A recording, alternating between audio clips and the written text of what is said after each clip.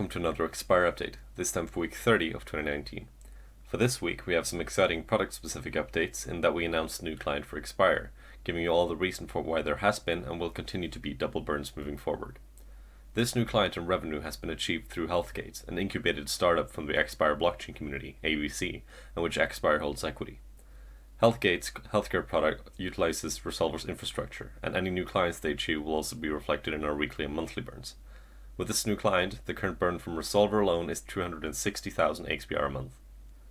As for other project-specific news, we just released the updated roadmap on both our website and Twitter. We are also preparing to release an updated whitepaper that contains advanced information on all new products soon. The whitepaper is currently being designed with its content mostly completed, so the wait shouldn't be too long.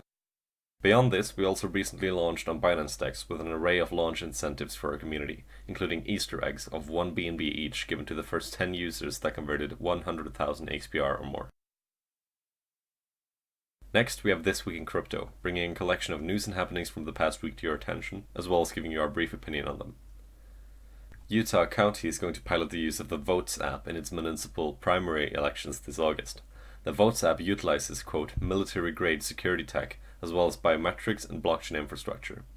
The use of blockchain for this election is apparently primarily targeted at troops serving abroad, according to CoinDesk, but either way, this is an exciting development and potentially an example of things to come. There is much speculation about the security of mobile-based voting, even with blockchain, however, we remain interested to see more.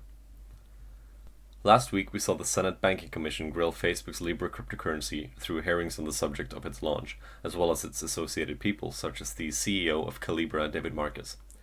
Next week, on the 30th, the Senate Banking Committee has scheduled new hearings on the regulatory frameworks for cryptocurrencies and blockchain.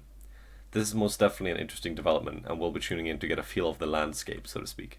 The CEO of Circle will be testifying, along with other notable members of the cryptocurrency and legal community. Just a few days ago, Democratic presidential candidate Andrew Yang, running on a platform of UBI, or Universal Basic Income, had supporters launch a crypto-friendly super PAC called Humanity Forward.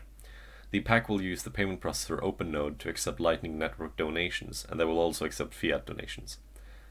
Andrew Yang is one of the more crypto-friendly candidates, promising to promote legislation that provides clarity for crypto if elected.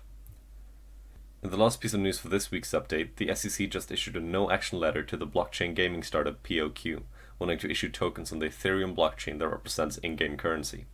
This was not particularly shocking, if you will, given that the use case specified for POQ would be a currency that could only be purchased from the platform itself, and that could not be sent to unauthorized users, but only used for the purposes specified for the token. From what I can find, it's essentially similar to how mobile games offer gems and other similar currency in their games, with the only difference here being that it's tokenized with no ability to send it to others or to trade on a DEX, for example. Same function, different name. It's not really a crypto, so to speak, and so the SEC's decision to issue the no-action letter is not really an indicator of things to come, nor an action we can use to infer their stance on other offerings or tokens. That's all for this week's update. We hope you'll join us again next week.